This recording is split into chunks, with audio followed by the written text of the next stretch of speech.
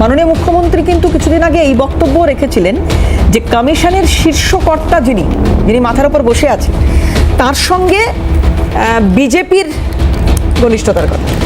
তাহলে সেক্ষেত্রে কি ধরবো? না দেখুন, আমি এক এক করে আসছি। প্রথমত, রাজ্য সরকার যা করে সব ঠিক নয় এরকম বলা যাবে না যে কি বেদবাক্য।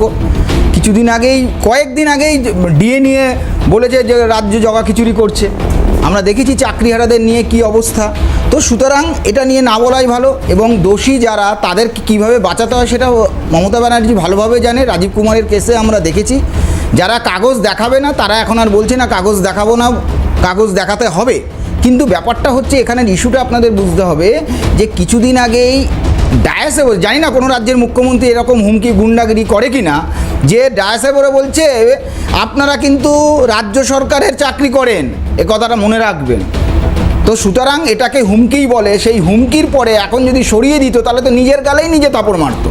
এতদিন কোর্ট থাপড় মারছে, এখন তো নিজের গালে নিজে থাপড় মারা হয়। সুতরাং নিজের গালটায় যাতে নিজে থাপড় না মারে তাই জন্য আপাতত সরিয়ে রেখে নিজের মুখটা একটু বাঁচালো, এছাড়া আর কিছু নয়। এবার বিষয় হচ্ছে যেটা বললেন যে ইলেকশন কমিশন রাজ্য সরকার, এই কেন্দ্রীয় সরকারের কথা শুনে আমি একদম তথ্য দিয়ে বলছি। 1982 থেকে 85 R K. Trivedi election commission of India ছিল। 1984 সালে 404খানা সিট জেতে কংগ্রেস, তারপরে তাকে গুজরাটের রাজ্যপাল করা হয়। আমি এবার বলছি কেন বলছি, উদাহরণ তথ্যগুলোই আসবো। তার আগে আমি বলি, যেটা তৃণমূল কংগ্রেসের তরফ থেকে বলা হচ্ছে যে এই মুহূর্তে কোনো রাজ্যে নির্বাচনী আচরণবিধি লাগু নেই, তাহলে এই ধরনের পদক্ষেপগুলো নেওয়ার কথা কেন ভাবছে কমিশন? হয়তো স্যার জানে না, অথবা না জেনেও না জানার ভান করছে। কারণ ইলেকশন কমিশনের যে আচরণবিধি লাগু সেটা শুধু ইলেকশন রিলেটেড, কিন্তু ইলেকশনের কাজ কিন্তু সারা বছর ধরেই হয়, এটা কিন্তু সবাই জানে। যে কোনো সময় নাম তোলা, ডিলিশন করা, অ্যাডিশন করা যায়। কিন্তু বিষয় যেটা রাজ্য সরকার বা আজকে যেটা ইস্যু ছিল, যেটা দিয়ে শুরু করলে, যে কেন্দ্রে যেটা হয়েছে, দিল্লিতে যেটা হয়েছে, যে 66 লাখ বিহারে ডিলিট করা হয়েছে, নাম ডিলিশন হয়েছে, তার মধ্যে 24 লাখ মৃত, 28 লাখ শিফটেড হয়ে গেছে অন্য জায়গায় বা 2 জায়গায় নাম হয়েছে। টোটাল কংগ্রেসের ওখানে টোটাল BLA 2 আমি বলছি 1,60,000 BLA 2 আছে। অর্থাৎ যদি ভাগ করা হয়, আর এই 10-11 দিন, 1 তারিখ থেকে 11 দিন এই নোটিশ জারির মধ্যে, এর মধ্যে পার ডে জোর হলে 4টে করে অবজেকশন পড়ে, এবং এটা করাও যায়, বিচার করা যায়, অসুবিধা নেই। কিন্তু দুঃখের বিষয় একটাও আজ পর্যন্ত অবজেকশন পড়েনি। কেন 66 লাখ বাতিল হল? নির্বাচন কমিশন হচ্ছে সংবিধানের তৈরি করে দেওয়া একটি সাংবিধানিক প্রতিষ্ঠান। নির্বাচনের ব্যাপারে নির্বাচন কমিশন হচ্ছে শেষ কথা। এখন নির্বাচন ঘোষিত হওয়ার আগেও প্রায় সারা বছর ধরে কোনো কোনো রাজ্যে সারা বছরই কাজ করতে হয় নির্বাচন কমিশনকে, এবং নির্বাচন কমিশন তার এই প্রক্রিয়াটাকে করে থাকেন রাজ্য, সংশ্লিষ্ট রাজ্য অথবা কেন্দ্রীয় কর্মচারীদের দিয়ে। এটা এক ধরনের ডেপুটেশন বলা যায়।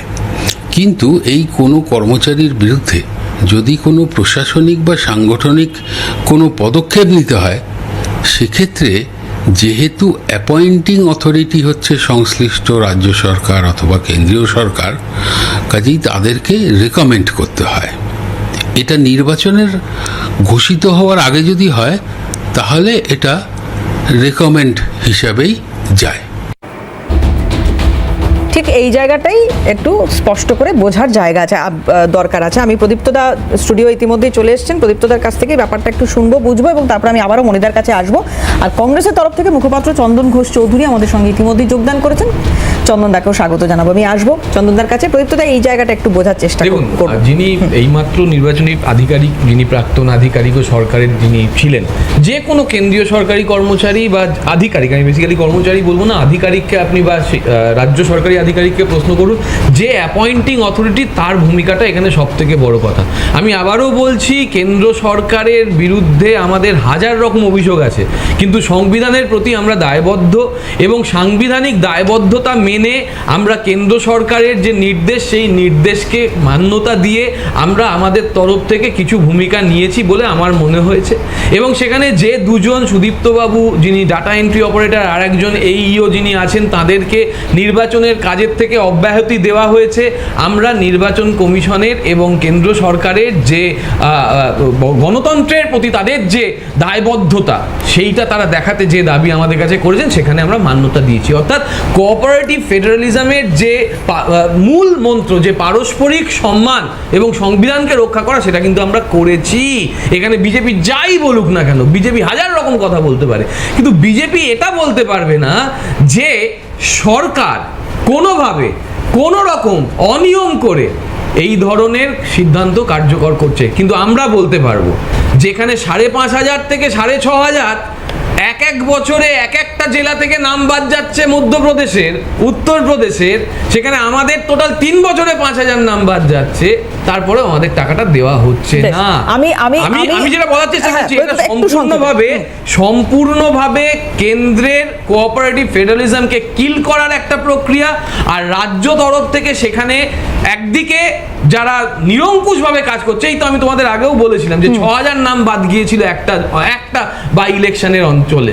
সেই 6,000 নাম বাদ গিয়েছিল কারা করেছিল? রাজ্য সরকারের কর্মীরাই তো করেছিলেন।